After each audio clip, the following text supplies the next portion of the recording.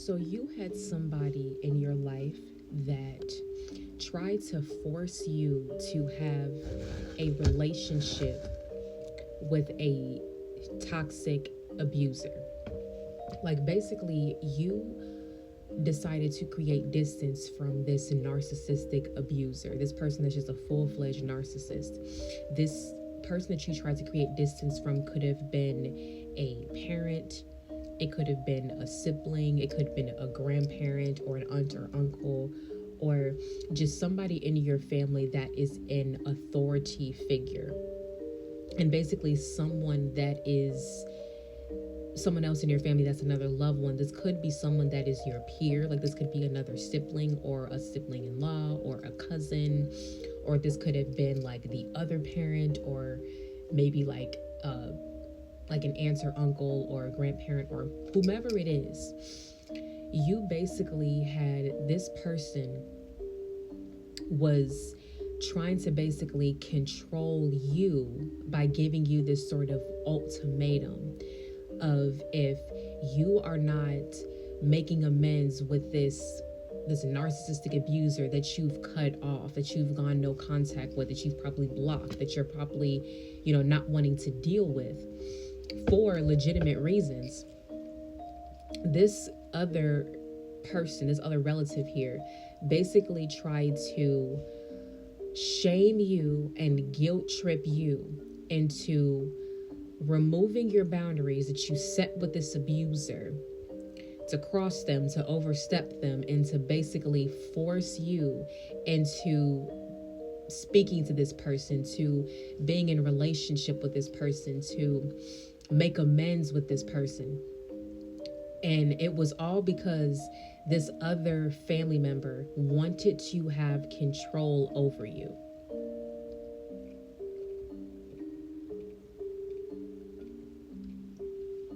This family member basically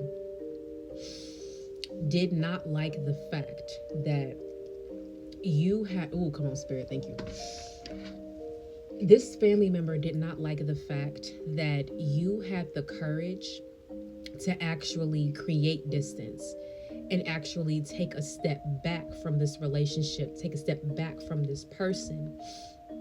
Because what this person is not willing to admit, but what they know deep down, is that the person that you have created distance from, you all know, you both know that that person is abusive. You all both know that the person that you are creating distance from is abusive, is an abuser, is someone that you need to create distance from because they're not a healthy person. However, the relative that is shaming you for going no contact, they are heavily in denial. Like in their soul, deep down, they know that this person is abusive because they themselves have been abused by this person.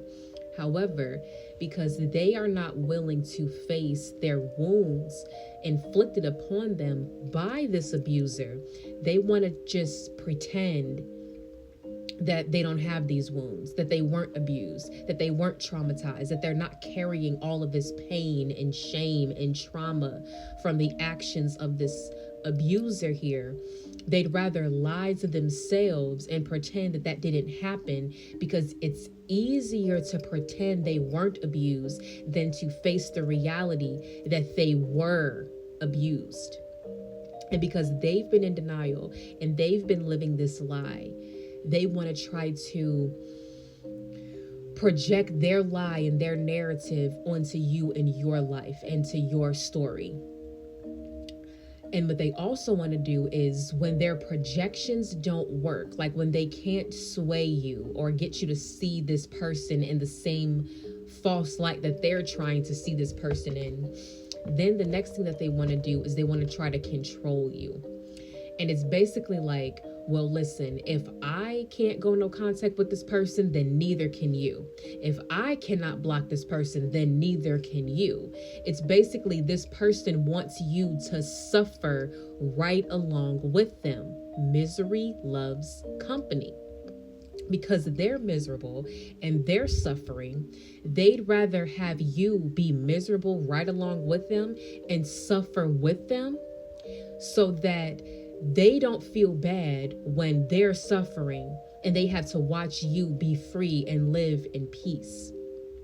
So this person may have done certain things where they may have tried to give you an ultimatum, like, if you don't make amends with this abuser here, with your parent or whomever this is for you, if you don't make amends with them, if you don't unblock them, then you can't come over to my house, then you can't come see my children, then you can't be invited to our family gatherings, and you're not welcome in my home if you're going to keep that person blocked. You see, all of that is control, because how are you going to prevent how are they going to prevent you from being around your family, your loved ones, your relatives, and try to ostracize you and kick you out of the family, shun you out of the family, treat you like you're an unclean leper, just because you want to create boundaries with someone that is abusive? The only reason why they're doing this is because they know for a fact that this is how they were so wrong. They know for a fact how important these family members are to you. Not your abusers, but like, let's say they were trying to block you from seeing their children. They know how much their children mean to you, how much you love their children, and how much you love to be around them and you want to see them. So they're basically dangling a carrot in front of your face, like, oh, if you want a relationship with my children, then you're going to have a relationship with that abuser over there.